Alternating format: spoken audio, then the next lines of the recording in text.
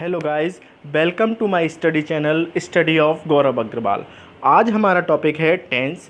तो चलिए सबसे पहले हम जानेंगे कि व्हाट इज टेंस। टेंस क्या होता है। तो टेंस जो होता है वो एक तरीके से एक्शन होता है जो कि किसी न किसी सर्टेन टाइम में कंप्लीट किया जाता है।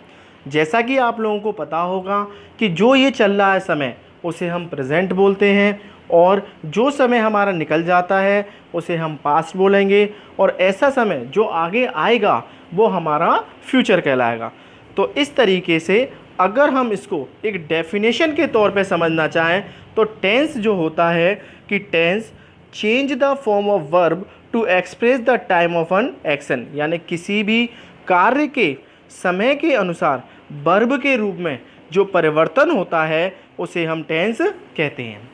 टेंस जिसका कि हिंदी अनुवाद समय होता है और संस्कृत में जिसे हम काल कहते हैं, बेसिकली 3 पार्ट्स में कन्वर्ट होता है।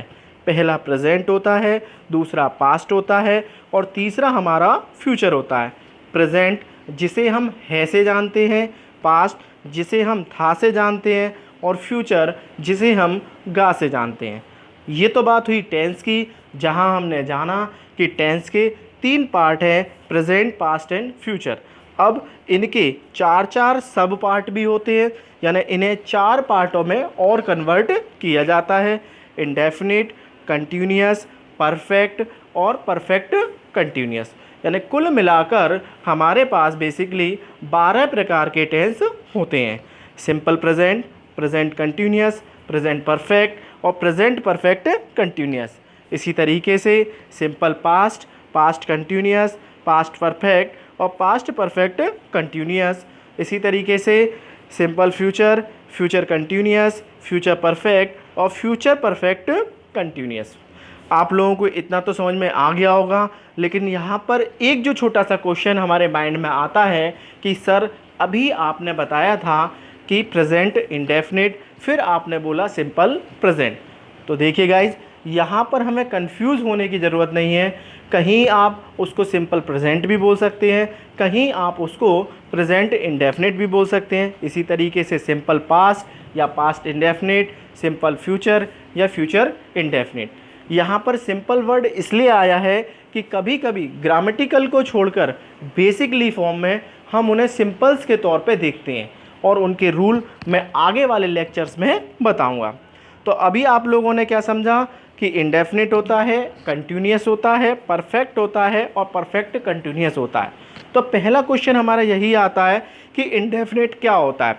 इंडेफिनिट का जो मीन्स होता है कार्य का अनिश्चित होना, यानी कोई भी ऐसा काम जो कि निश्चित नहीं है, फिक्स नहीं है, वो हमारा होता है इंडेफिनिट।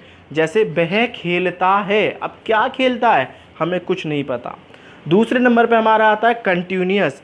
कंटिन्यूअस का मतलब होता है कार्य का जारी होना, यानी ऐसा कोई काम जो कि चल रहा है उसे हम क्या बोलते हैं, कंटिन्यूअस, यानी कि वह खेल रहा है। इसी तरीके से परफेक्ट, यानी ऐसा कोई काम जो कंप्लीट हो चुका है उसे हम परफेक्ट कहते हैं, जैसे वह खेल चुका है।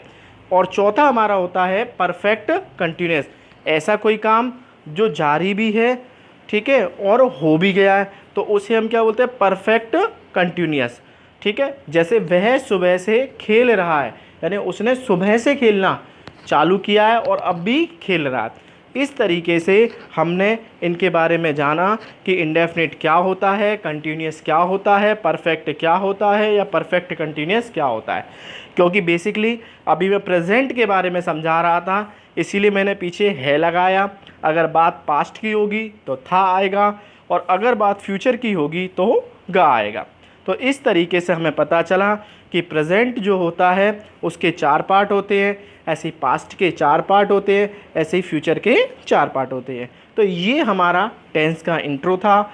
आगे वाली वीडियो में हम इनके बारे में एक एक करके जानेंगे कि सिंपल प्रेजेंट क्या होता है, प्रेजेंट कंटिन्यूअस क्या होता है, या सिंपल पास्ट क्या होता है, या सिंपल फ्यूचर क्या होता है। इस तरीके से हम प्रॉपर टेंस को जानेंगे, और ये भी जानेंगे कहाँ एस लगना चाहिए, कहाँ ई एस लगना चाहिए, कैसे आई एन जी लगता है, कैसे सिंस लगता है, कैसे फॉर लगता है। यहाँ पर मेरा जो इंट्रो है वो कंप्लीट होता है। आशा है आपको समझ में आया हो। अगर अच्छा लगा हो तो प्लीज़ वीडियो को लाइक करिए और चैनल को सब्सक्राइब करिए।